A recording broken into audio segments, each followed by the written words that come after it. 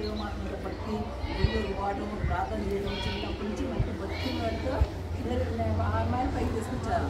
తర్వాత ఆ అమ్మాయిని ఉత్త వయసు వచ్చినప్పుడు తర్వాత అక్కడ ఆ రోజుల్లో చదువు లేదు, ఇప్పుడు ఇక్కడ లాగిన బడి లేవు, ఆ రోజుల్లో ఎక్కడ బడి లేదు. తర్వాత వాళ్ళకి ఏదో మనం చదువు తెచ్చుకోవాలంటే అప్పుడు మన మత ప్రచారం లేదు.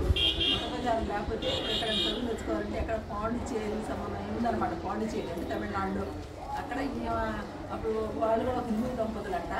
వాళ్ళు కూడా హిందూ దంపతులు అయితే వాళ్ళ ఫాదర్ల ద్వారా వాళ్ళిద్దరు కలిసి వాళ్ళు అక్కడికి వెళ్ళారు, పాండిచ్చేరి వెళ్ళారు.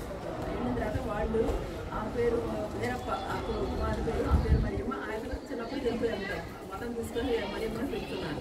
అక్కడ తను చదువుకొని వచ్చి ఇక్కడ ఫాదర్ సహాయం చేస్తుంటాడు. ఇది గాలివాళ్ళు. తర్వాత వాళ్ళ హస్బెండ్ తక్కువ తాడిపత్రి వాళ్ళు అనమాట.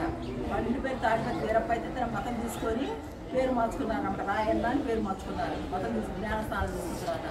అప్పుడే రాయన్నకి ఆయన బాగా ప్రభు సేవలో ఉండటం, మరి ఫాదర్ దగ్గర సహాయం చేయడం, పనులు మరి బాగా భక్తిగా ఉండటం, దేవుని తోడుగా ఉండటం అన్నీ చూసి నేను తల్లిదండ్రులు ఏం చేశారు, అది రాయన్నకి ఇచ్చి తనకి వివాహం చేశారు. 17 సంవత్సరాల వయసులో పెళ్లి చేశారు. తనకి 17 సంవత్సరాలు పెళ్లి చేశారు. అయితే అప్పుడు వాళ్ళకి ఆ తనకి ఏం చేశారు, 5 కొడుకులు ఇచ్చారు. ఆర్థికంగా కొంచెం పేదవాళ్ళు కదా. రండి ఒక 5 నిమిషాలు ఎక్కువ చెప్పాను. మన భాషలో నేను మీకు అప్పేసి చూస్తాను, సొత్తాను, మీరు తింటారు, మీ నాయనమ్మ వాళ్ళు పెద్దవాళ్ళు అడగని చెప్పారు. ఎవరైనా అప్పుడు అందరం లేదు, ఇప్పుడు ఎవరైనా మామూలు అయిపోయింది.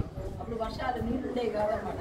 అట్లా ఇది ఆంధ్ర అంతా ఎంతగా మన దేశం కరువు కాటకాలు వస్తే వీళ్ళు వేరే రాష్ట్రాలకు పోయేవాళ్ళు. అట్లనే వీళ్ళు కూడా అప్పుడు